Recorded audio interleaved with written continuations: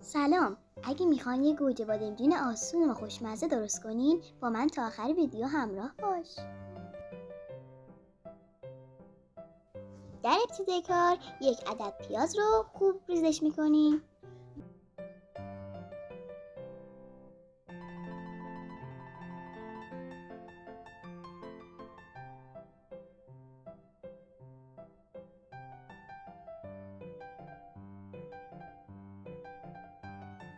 حالا یک جرم فلفل دلمه هم ریزش میکنیم.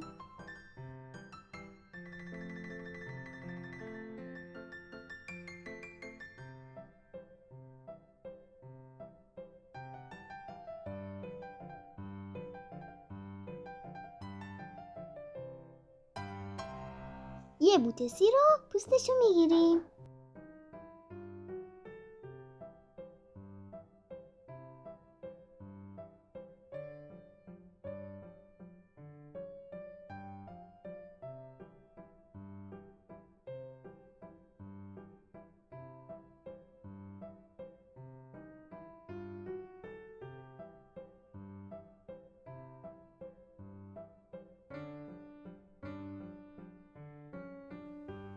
حالا به وسیله یک چاقو پهن لهشون میکنیم.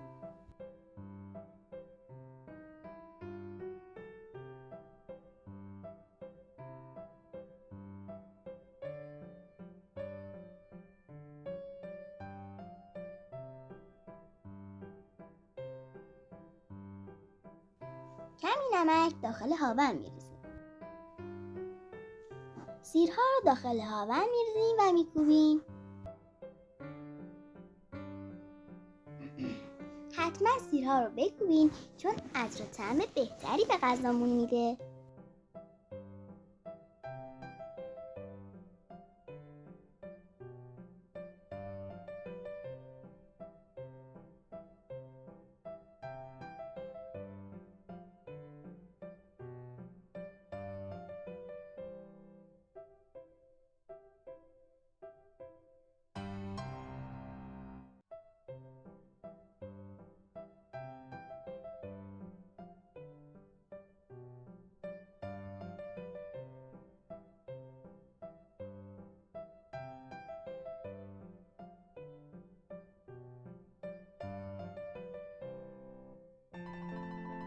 چهار عدد گوجه رو حلقه حلقه میکنیم.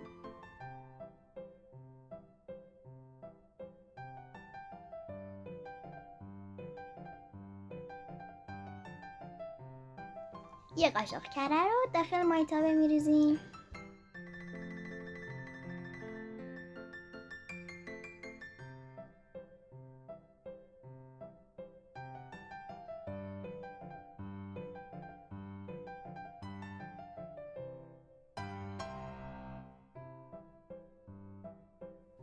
پیاز رو به کره داغ شده‌مون اضافه میکنیم.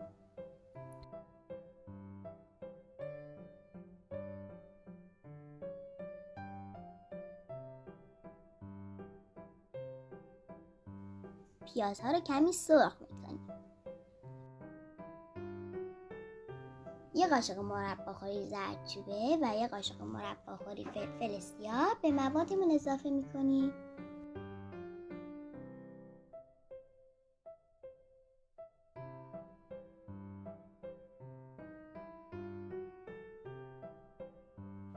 سیر رو با نصف لیوان آب مخلوط اضافه میکنیم.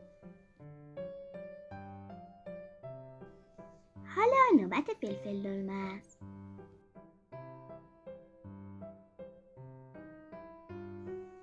یه عدد هل، یه عدد میخک و چند چوب دارچین رو اضافه میکنیم. حالا گوجه هایی که حلقه حلقه کرده بودیم و روی مواد میچینیم.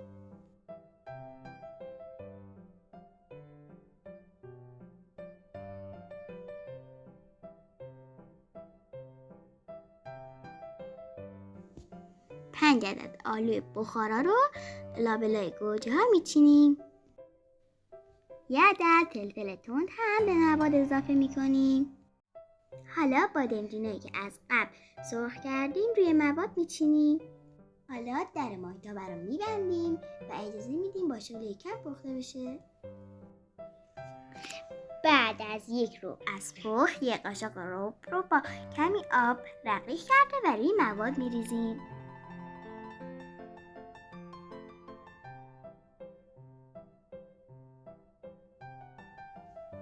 بعد از 30 دقیقه که غذامون به روغن اومد، گوجه بادمجون خوشمزه ما آماده است. این گوجه بادمجون خیلی خوشمزه است. بهتون پیشنهاد میکنم حتما امتحانش کنید. نوشه جان، حتما عکس زنگوله رو بزنین و کانال منو دنبال کنید. راستی لایک یادتون نره.